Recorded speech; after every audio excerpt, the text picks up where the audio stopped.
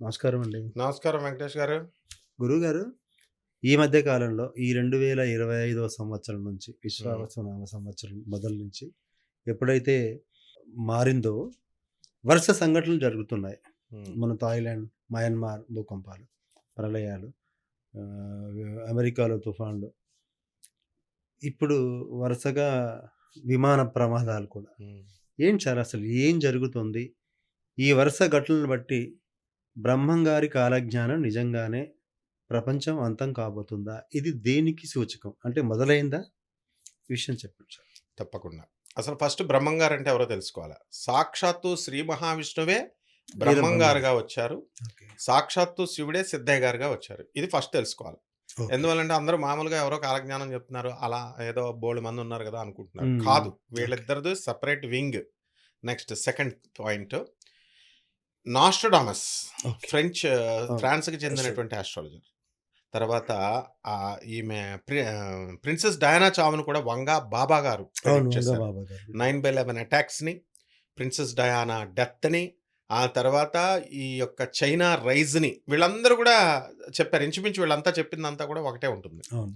అయితే పోతులూరి వీరబ్రహ్మేంద్ర స్వాముల వారు కాలజ్ఞానంలో క్లియర్‌గా ఏం చెప్పారంటే, శ్రీకృష్ణుడు జన్మించిన తర్వాత 5000 సంవత్సరాలు కరెక్ట్‌గా 1999కి అవుద్ది మనకి. ఇంగ్లీష్ క్యాలెండర్ వేరు, తెలుగు క్యాలెండర్‌లు వేరు. ఓకే. అంటే ఇప్పుడు ఆల్‌మోస్ట్ ఆల్ మనకు 5000 ఆ! సంవత్సరాలు కంప్లీట్ అయిందంటారు. యెస్. 1999 లేదా పిచ్చోళ్ళు గాదు. మా గురువుగారు ఎక్కిరాల వేదవ్యాస్ గారును ఐఏఎస్, పీహెచ్‌డీ ఆయన. ఒక ప్రపంచ గురువాయన. హ్మ్. ఇంటర్నేషనల్ రెప్యుటేషన్ ఉన్న గురువాయన. ఓకే. దైవాంశ సంభూతుడు. శ్రీ వెంకటేశ్వర స్వామి హోమాలు, కళ్యాణ ఇక్కిరాల కృష్ణమాచార్యులు గారు, భరద్వాజ్ గారు తమ్ముడు, ఆఖరి తమ్ముడు ఈయన. హుహు. ఎవరు ఇక్కిరాల ఎకిరాల. వేదవ్యాస్ గారు. హ్మ్.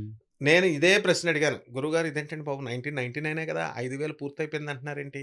కలియుగాంతం 99 అంటున్నారేంటి? అని అడిగా. డిప్రెషన్ ఆఫ్ కలియుగాంతం అని చెప్తే ఫారిన్‌లో రష్యన్, జపాన్, అమెరికన్, బ్రిటన్ అందరూ కూడా ఉర్రూతలోకిచ్చేసాడాయన. అలాంటిది అప్పుడు ఆయన చెప్పారనమాట. 5000 సంవత్సరాలు నాయనా శ్రీకృష్ణ పరమాత్మల వారు శరీరం పునరావృ ఫిజికల్ బాడీని వదిలేసి ఆయన అవతారాన్ని చాలించి ముఖ్యంగా ఇక్కడ ఒళ్ళు దగ్గర పెట్టుకొని పదాలు చెప్పాలి వీళ్ళు. అవును. చెప్పేవాళ్ళు. శ్రీకృష్ణుడు ఏమన్నా మామూలు మనిషి అనుకుంటున్నాడా? ఎవడన్నా శ్రీకృష్ణుడిని చూసాడా? లేకపోతే శ్రీకృష్ణుడితో ఏమన్నా ఆళ్ళ ఇంట్లో తిరిగారా వీళ్ళు? అవును. వేదవ్యాసుల వారు శ్రీమన్నారాయణమూర్తి అవతారం. అవును. ఆయన రాసినది ఆహా! 5000 సంవత్సరాలు ఎండోమెంట్స్ బోర్డోళ్ళు ఒళ్ళు దగ్గర పెట్టుకొని పెట్టారక్కడ బోర్డు. కానీ ఇష్టం వచ్చినట్టు ఎవడు పడితే వాడు మాట్లాడితే తోలు తీసేస్తాను. అక్కడ బోర్డ్ రాశారు. ఏమని రాశారు board? The Lord Krishna had sent his energies to the Vasundhara. తన తన అబ్బో! శక్తులన్నిటిని వసుంధర అంటే భూమిలోకి పంపించేసి, తర్వాత తన యొక్క physical body he went back to his అబోర్డ్. He disappeared to his అబోర్డ్ అన్నారు. మామూలు మనిషిలాగా అంటే నరేంద్ర మోడీ మనము ఒకటవుతామా? ఊరుకుంటాడా మోడీ? లేకపోతే అస్సలు. ట్రంప్ మనము ఒకటే రా నీ స్టేటస్ నా స్టేటస్ గెట్ ఔట్ అంటాడు. అవును. అలాంటిది లార్డ్ కృష్ణ అంటే ఏమనుకుంటున్నారు వీళ్ళు? లార్డ్ రామ, లార్డ్ కృష్ణ వీళ్ళంతా వీరబ్రహ్మేంద్ర స్వాముల వారు. ఎవడిష్టం వచ్చినట్టు పొతులూరు వీరబ్రహ్మేంద్ర స్వామిని మామూలు కాలజ్ఞానం ఏదో అజంప్షన్ చేసి 2జీ తర్వాత 3జీ వస్తది. 3జీ తర్వాత 4జీ వస్తది. 5జీ వస్తదని కుర్ర కుంకలు యూట్యూబ్‌లో అవును. వీడియోలున్నాయి. కొందరు పిచ్చోళ్ళీళ్ళంతా. వేళాకోళంగా అది మాట్లాడుతున్నారులెండి. తెలియక పాపం. ఓకే. తెలియక. హ్మ్. అంటే ఆయన యొక్క ఔన్నత్యం ముందు చెప్పాలి ఫస్ట్. ఓకే. తర్వాత ఆయన కాలజ్ఞానంది చెప్పాలి మనం. అటువంటి మహానుభావుడు సాక్షాత్తు జగద్గురువైనటువంటి పోతులూరి వీరబ్రహ్మేంద్ర స్వాముల వారు ఏం చెప్పారంటే, ఈ యొక్క శ్రీకృష్ణ పరమాత్మ 5000 సంవత్సరాలు సోమనాథ క్షేత్రంలో ఆయన ఓకే. సెలెక్ట్ చేసుకున్న ప్లేస్‌లో ఫస్ట్ ద్వాదశ జ్యోతిర్లింగాల్లో జ్యోతిర్లింగాల్లో ఒకటైనటువంటి మొట్టమొదటిది. అక్కడ హ్మ్. బెల్ తీర్థం అని ఉంటుంది. బల్కీ తీర్థం అని ఉంటుంది. ఓకే. బల్కీ అంటే బాణం, జరుడు. పూర్వ త్రేతాయుగంలో ఉన్నటువంటి వాలి మా శ్రీరామచంద్ర ప్రభు అవతారంలో బాణం చెట్టు చోట నుంచి చేశాడు కదా! మళ్ళీ ఈ జన్మలో నీకిస్తా ఛాన్స్ నువ్వు నన్ను కొట్టు అని చెప్పి, చంపు అని చెప్పి ఆయన బాణం వేయిస్తాడు జరుడు. ఆయనకి ట్రైనింగ్ ఇచ్చింది కూడా స్వామే. ఓకే. అటువంటిది బల్కీ తీర్థంలో జరిగిందనమాట ఈ సంఘటన. అక్కడ బోర్డ్ రాసారు. ఆ డేట్స్‌తో సహా ఉన్నాయన్నీ. ఆ డేట్స్ నుంచి ఈ 1999 వరకు 5000 ఇయర్స్ అయిపోయింది. ఓకే. ఇప్పుడు మనం కస్ప్ పీరియడ్‌లో ఉన్నాం. సంధికాలం 1000 సంవత్సరాలు. అంటే యుగ ధర్మం మారింది. దీన్ని చెప్తున్నారు. భవిష్యమాలిక చెప్తోంది. కలియుగ భవిష్యోత్తర పురాణం చెప్తోంది. భవిష్యమాలిక అంటే సాక్షాత్తు పూరి జగన్నాథ స్వామి, సాక్షాత్ దేవస్థానం. శ్రీకృష్ణ జగన్నాథుడి యొక్క 5 ఫ్రెండ్స్ పంచసఖులు ఋషులతో హ్మ్. వాళ్ళు రాసినటువంటిది కాలజ్ఞానం. దానికి కాశీనాథ్ మిశ్రా అని చెప్పేసి ఆయన మొత్తం ప్రచారం చేస్తున్నారు దక్షిణ భారతం అంతా. మన అన్నమయ్య మా గురువుగారైనటువంటి శోభరాజ్ మేడం గారు ఆమె అన్నమయ్యపురంలో మొత్తం కల్కి మీద పాట రాసి, కల్కి అవతారాన్ని ఏ విధంగా శ్రీనివాసుడు ట్రాన్స్‌ఫార్మ్ అవుతాడు కల్కిగా అంతా కూడా వివరిస్తున్నారు. వాళ్ళు దక్షిణ భారతంలో పెద్ద మూమెంట్ అనమాట అది. హుహు. అలాగే బెంగుళూరు నుంచి మనోహర్ గారని ఒకాయన, తర్వాత ఇలా చాలామంది ఉన్నారనమాట ఇదంతా కూడా. సో, అక్కడ ఏం జరుగుతుందంటే కలియుగ భవిష్యోత్తర పురాణం చెప్పింది, భాగవతం చెప్పింది. భాగవతంలో క్లియర్‌గా చెప్పబడి ఉన్నాయన్నమాట. కొన్ని అధ్యాయాలలో ఈ హ్మ్. ఈ ఈ యొక్క కలియుగాంతం ఇలా అవుతుందని. ఓకే. ఓకే. రైట్. ఇప్పుడు కమింగ్ టు ద నట్‌షెల్ వచ్చేద్దాం. పోతులూరి వీరబ్రహ్మేంద్ర స్వాముల వారు ముఖాలకు రంగులేసుకున్న వాళ్ళు సినిమా యాక్టర్లు, అవుతారు. యాంకర్లు, ఆహా! యాంకర్లు కూడా జనాల్ని పాలిస్తారా? పాలిస్తారన్నారు. రాజ్యం Ronald Reagan, MGR, NTR, NTR. Okay. అది జయలలిత. అది జరిగిన విషయం. తర్వాత యాంకర్ టీవీ జ జ స్మృతి ఇరానీ టెలికాస్ట్ టీవీ హ్మ్. ఆర్టిస్ట్. అవును. మోడీ గారే హ్యూమన్ రిసోర్సెస్ డెవలప్‌మెంట్ మినిస్టర్‌గా చేసింది. అవును. వీళ్ళంతా అయ్యారు. నెక్స్ట్ రేపు మీరు కూడా అవ్వచ్చు. ఎందుకంటే యాంకర్ గారు కాబట్టి వినండి. ఓకే. అయితే నెక్స్ట్ స్టేజ్ ఏం చెప్పాడు? పక్షులు నేల మీద పడిపోతాయండి. ఆకాశంలో పక్షులు ఏం తిరుగుతాయండి పడిపోవడానికి? ఆయన పక్షులు విమానాలు. ఓకే. ఓకే. విమానాలు అని కోడెడ్ లాంగ్వేజ్‌లో చెప్తారు. హ్మ్. తర్వాత ప్లేగ్ వ్యాధి వచ్చేస్తుంది అన్నారు. వచ్చింది. నాస్ట్రాడామస్ కాలంలో కూడా ప్లేగ్ వచ్చేస్తే ఆయన మొత్తం కంప్లీట్‌గా ఆ దేశమంతా కూడా ఫ్రాన్స్ అంతా కూడా వచ్చేసింది. అలాగే మలేరియా వ్యాధి, ప్లేగ్ వ్యాధి ఇలాంటి వ్యాధులుండేవి ఒకప్పుడు. ఎయిడ్స్ వ్యాధి ఉంది. ఇప్పుడుందా? లేదు.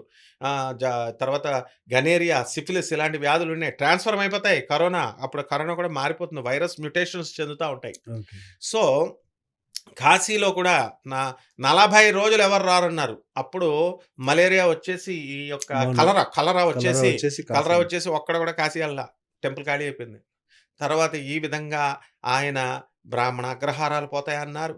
ఆడవాళ్ళు వాళ్ళంతా కూడా ఇంటి నుంచి ఎకనామిక్ లిబర్టీ వచ్చేసి వాళ్ళ అక్రమ సంబంధాలు అనకూడదు ఆడవాళ్ళని. కానీ అవుతుందన్నారు. ఇప్పుడు మొన్న జరిగినటువంటి ఏ ఊరు తీసుకెళ్ళి హనీమూన్‌కి తీసుకెళ్ళి హనీమూన్ అక్కడ తీసుకెళ్ళాము. కాశ్మీరా ఏంటది అదే ఆ ప్లేస్ అవును. మూలకి తీసుకెళ్ళి అవును. అక్కడ చంపేస్తారు. అక్కడ ప్రియుడితో చంపేస్తారు. మర్డర్‌ల కేసులు ఎన్ని చూడట్లేదు మనం. అవును.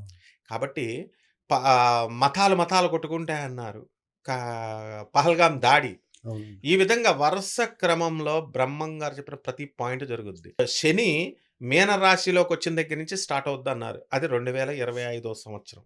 మానవత్వపు విలువలు పోతాయన్నారు. మానవత్వపు హ్యుమానిటీ డీగ్రేడ్స్ అన్నారు. తగ్గిపోయి ఇప్పుడేం జరుగుతుందనమాట, శని మీన రాశిలోకొచ్చినప్పుడు first attacks at the earthquakes అన్నారు. హ్మ్. ఎర్త్‌క్వేక్ మయనార్‌లో వచ్చింది. మయనార్ థాయిలాండ్‌లో వచ్చింది. థాయిలాండ్‌లో, బ్యాంకాక్‌లో, ఇస్లామాబాద్ అవును. మన పాకిస్తాన్‌లో, హైదరాబాద్‌లో స్మాల్ ట్రెమర్స్ ఫస్ట్ అవును. ఇవన్నీ వచ్చినాయి. నెక్స్ట్ ఇమ్మీడియేట్ అగ్ని ప్రమాదాలు ఇలాంటివి కాదు. తగలబడిపోతుంది. స్పిరిచ్యువల్ ప్రదేశం సాక్షాత్తు గురుదేవుడైనటువంటి దత్తాత్రేయుడు గిరిశిఖరం అంటాం. మౌంట్ ఆబు కొండ మీద ఉంటుంది. అవును. గిరిశిఖర్ దాని పేరే.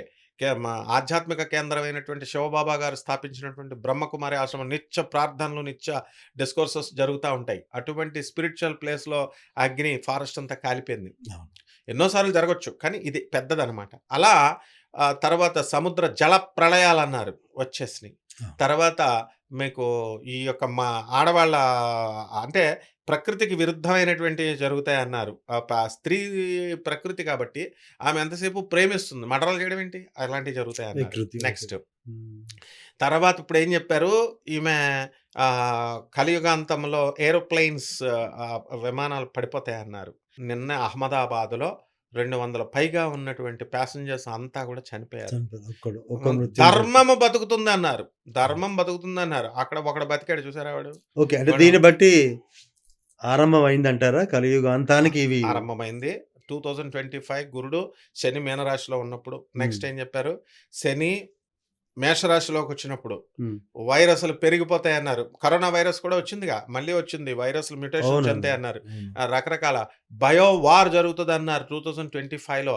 పాకిస్తాన్ నుంచి మొన్నే యంగ్ సైంటిస్ట్ ఇద్దరు అరెస్ట్ చేశారు మొన్న యూఎస్ గవర్నమెంట్. వాళ్ళకి ఒక రకమైనటువంటి వైరస్‌ని వాళ్ళు అమెరికాలోకి స్ప్రెడ్ చేశారు. స్ప్రెడ్ హ్మ్. చేస్తే ముందే దాన్ని పట్టుకున్నారు. సో, క్రిములు ఈశాన్య దేశాల నుంచి అస్సాం, గౌహతి ఇటువంటి ఈశాన్య దేశాల నుంచి ఈ మ్యుటేషన్స్ చెందినటువంటివన్నీ కూడా బయోవార్స్ కొన్ని వాసనలు వస్తాయన్నారు. గాలులు విషవాయువులు వస్తాయన్నారు. ఓకే. ఆ తరువాత ఏమన్నారు లాస్ట్‌కి ఫైనల్‌గా శని మిథున రాశిలోకొచ్చేసరికి యమదూతలు భూమి మీదకొచ్చి కరతాళ నృత్యాలు చేస్తాయి. భూమి మొత్తం కలియుగాంతం అవుతుందన్నారు. ఓకే. అంటే ఇక్కడ ఏ ఇయర్ వరకు అనుకోవచ్చండి? 2034 అది కాశీనాథ్ మిశ్రా గారు ఆయన సొంతంగా చెప్పట్లా. హ్మ్. మహాత్ములంతా కూడా చెప్పేది. శ్రీకృష్ణుడు జగన్నాథుడు ఇచ్చినటువంటి ఈ యొక్క పంచసఖులు చెప్పినటువంటి భవిష్యమాలిక ఆధారం. దీన్ని తర్వాత ఏం చెప్పారు ఆయన పంచసఖుల్లో ఏం చెప్పబడిందో చెప్తాను భవిష్యమాలికలో. హుహు. మొన్న ఆ యొక్క జెండా నీలి చక్ర అంటాం పూరి జగన్నాథ స్వామిది. అవునవునవును. ఆ జెండా పదే పదే పడిపోవడం. మొన్న ఒక గ్రద్దొచ్చి తీసుకొని తీసుకెళ్ళిపోయిందని పోయింది. ప్రదక్షిణాలు చేసింది. అవునవును. అది పడిపోయిన మరుక్షణం నుంచి ఇదన్నారు. రాళ్ళు పడతాయన్నారు. అసలు రాళ్ళు ఉండడం ఏంటి ఆ పైన? పెద్ద పెద్ద రాళ్ళు పడ్డాయి. ఆ తర్వాత ఆ నీలి చక్రం ఉంటుంది సుదర్శన చక్రం. అవును. ఆ చక్రముకి దగ్గరగా ఉన్న జెండా దాన్నేమంటామంటే అవును. కాలిపోయింది. అది ఆ జెండా కాలిపోతుందన్నారు. కలికల్మష జెండా అది. కలిహార చక్రం. అవును. అంటే కల్మషాన్ని హరింపజేసింది. హరిస్తుంది. ఆ జెండా ఎవడో దీపం పెట్టాడక్కడ రోజు డైలీ చుట్టూ. అది కాలిపోయి ఆ జెండా దాని మీద పడి కాలిపోయింది.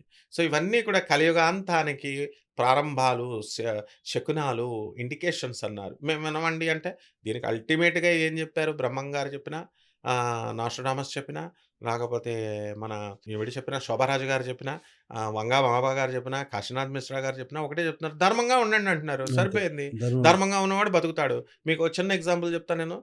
మొన్న ట్రైన్‌లో 2 ఇయర్స్ బ్యాక్ యూట్యూబ్‌లో కూడా ఉంటుంది. ఒక ప్రెగ్నెంట్ లేడీ 9 మంత్స్ పూర్తయిపోయిన లేడీ హ్మ్. బాత్రూమ్‌కెళ్ళింది. అక్కడ ఆ హోల్‌లో నుంచి డెలివరీ అయిపోయింది. పెయిన్స్ వచ్చేసింది. డెలివరీ అయిపోతే చిన్న బాబు పుట్టి ఆ హోల్‌లో నుంచి రైలు ఉంది. పట్టాల మీద పడితే ఆ అబ్బాయి బ్రతికాడు. యూట్యూబ్‌లో కూడా ఉంది. నెక్స్ట్ ఇట్స్ ఎ ఫ్యాక్ట్ అన్నమాట యూపీలో. నెక్స్ట్ మొన్న జరిగినటువంటి ఇది ప్లేన్ ప్రత్యక్షంగా. క్రాష్‌లో నడుచుకొచ్చాడతను. అవునవును. చూడండి ఎంత విచిత్రం. దాంట్లో మిగతా వాళ్ళవి కనీసం ఫ్లష్ గూడా దొరకలేదు. హ్మ్. ఎవరిది హ్మ్. శవాలేంటి, చూడండి మరి. ఎవరికి హ్మ్. సంబంధించిన వాళ్ళు గూడా తెలీదు. హ్మ్. ఇంకా హ్మ్. ఐడెంటిఫై త్రూ డీఎన్ఏ ద్వారా చేస్తా అంటున్నారు. యెస్. అలాంటి దానిలో ఇతను చిన్న చిన్న దెబ్బలతో నడుచుకుంటూ యెస్. బయటకొచ్చాడు. అందుకనే దీన్ని ఎలా లెక్కేసాము 2024లో ఆస్ట్రో శర్మిష్ఠా నా ఫ్రెండ్ హ్మ్. నార్త్‌లో. ఓకే. ఆమె జ్యోతిష్కురాలు. ఆమె క్లియర్‌గా ఢిల్లీ నుంచి చెప్పింది. నేను హ్మ్. ఢిల్లీలో మాల్వియా నగర్‌లో మా ఆనంద్ మార్గ్ ఆశ్రమం ఉంది. కిర్కీ మెయిన్ రోడ్ ఐఐటీ పక్కనే అండ్ డిఫెన్స్ కాలనీలో సౌత్ ఎక్స్‌టెన్షన్ పార్ట్ 1లో మాకు ఆఫీసులున్నాయి. హ్మ్. ఆనంద్ మార్గ్ ఆశ్రమం. So, it is an international organisation. యూఎన్ఓలో ఐక్యరాజ్య సమితిలో సభ్యత్వం ఉన్న సంస్థ మాది. హ్మ్. దానికి ఆ మీటింగ్‌కి శర్మిష్ఠాని నేను తీసుకెళ్ళాను. సో, రెగ్యులర్‌గా అప్పుడన్నది ట్వీట్ చేసింది 2024లో ఇది జరుగుతుంది. ఒక ప్లేన్ క్రాష్ జరుగుతుంది.